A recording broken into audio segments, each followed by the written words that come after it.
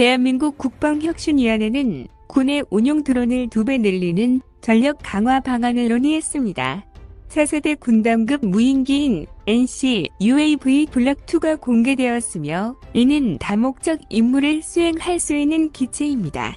그리고 중고도 무인 정찰기인 KUSFS와 무인 전투기인 KUSX가 개발되고 있습니다. 영상을 보기 전 구독, 좋아요, 알림 설정 부탁드립니다.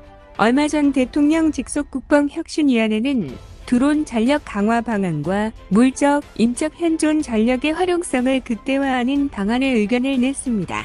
여기에는 현재까지 군이 운용하는 드론의 약 2배 이상의 수량을 확보하여 운용하는 내용입니다.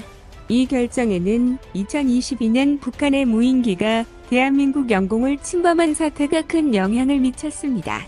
현재 대한민국 국군은 미국 무인 정찰기인 글로벌 호크를 4대 운용하고 있습니다. 그리고 군단, 사단, 대대에서도 무인기를 운용하고 있지만 대부분 정찰용입니다. 공격형 드론의 경우 자폭 드론을 운용하고 있지만 이 수량은 한정적이라고 합니다. 그래서 현재 많은 기능을 가진 무인기를 운용할 계획이라고 합니다. 국군은 1990년대에 개발을 시작해 2002년에 실전 배치된 군단급 무인기인 송골매가 있습니다. 현재 송골매가 배치된 지 20년이 넘어 매우 노후된 상태로 판단하고 있습니다. 그리고 얼마 전 드론 엑스포에서 송골매를 대체할 차세대 군단급 무인기인 NC-UAV 블록2가 공개되었습니다. 블록1의 경우 정찰형이며 블록2는 다목적형입니다. NC-UAV의 경우 4대가 만들어졌으나 3대가 시험평가 중 추락한 사고가 있었습니다. 그래서 대한민국 국군은 요구 조건을 충족시키지 못할 정도로 성능이 매우 떨어진다고 판단했습니다. 하지만 이 블록1을 수정해서 다시 시험평가를 받을 계획이라고 합니다. 그리고 블록2의 경우 다목적 무인기로 평가하고 있고 공격 기능이 크게 향상되었습니다. 현재 200마력의 엔진을 장착하고 있으며 이 마력을 통해 약 4발의 유도 폭탄이나 미사일을 장착할 수 있다고 합니다. 그리고 NC-UAV 블록2에 전자전 모듈을 장착하여 운용을 한다면 공중에서 전자전을 수행할 수 있다고 합니다. 전자전의 기능을 수행할 수 있을 경우 육군의 전파 기만 및 교란 임무 시 능력이 매우 높아질 것으로 예상하고 있습니다. NC-UAV 블록2의 전력화가 이루어진다면 국방부의 드론 작전사령부에도 배치될 예정이라고 합니다. 보도에 따르면 현재 드론 작전사령부에서 운용하는 정찰 드론은 약 100개라고 합니다. 그리고 전력을 더욱 강화시키기 위해 NC-UAV와 자폭 드론 그리고 스텔스 드론을 추가 도입할 예정이라고 합니다. 그리고 이 무인기의 성능은 트르키예의 바이락타르 TB2, 미국의 MQ-1C 그레이 이글과 비슷하거나 그 이상일 것으로 예상하고 있습니다. 이 무인기뿐만 아니라 감시 정찰 능력이 매우 뛰어난 중고도 무인 정찰기의 양산이 2024년부터 이루어질 전망입니다. 이 중고도 무인 정찰기의 이름은 KUSFS이며 국내 항공사에서 제작했습니다.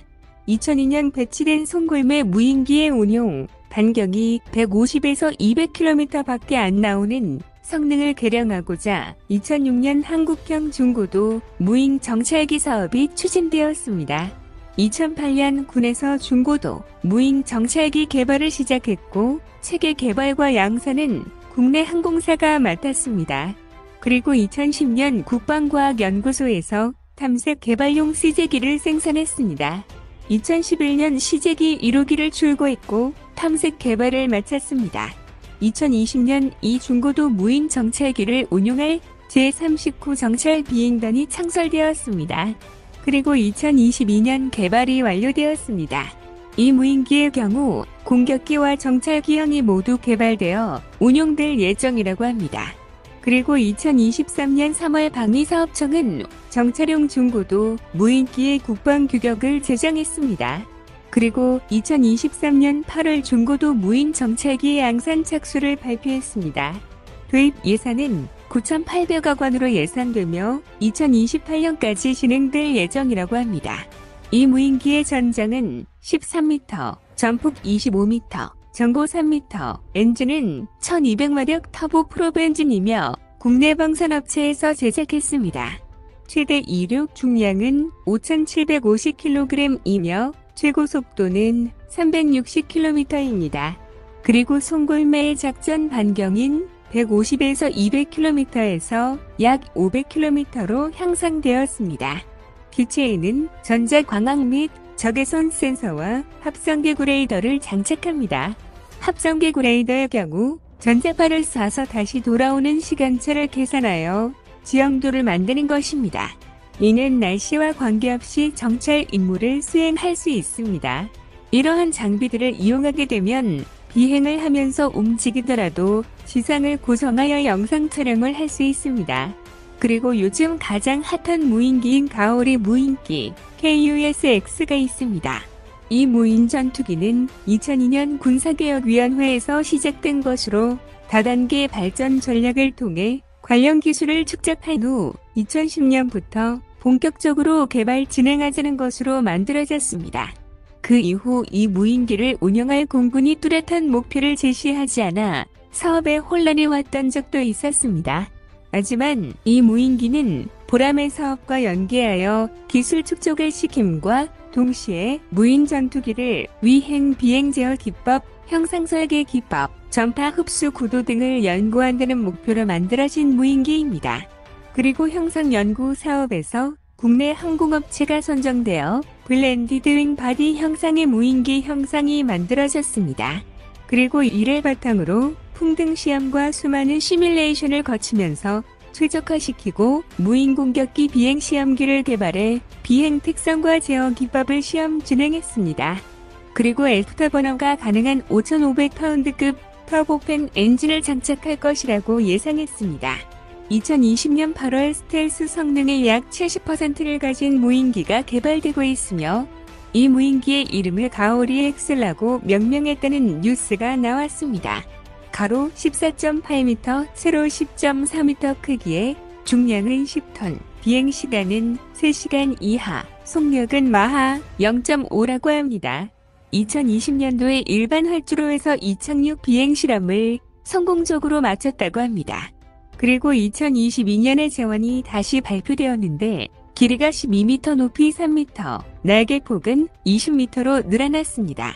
그리고 이 무인기가 가장 주목받는 이유는 KF-21과 편대를 이루어 인공지능을 활용해 스스로적 방공망을 뚫고 들어가거나 외곽에서 기지를 타격, 그리고 공중전까지 이용할 수준으로 개발하려고 한다는 소식이 전해졌기 때문입니다.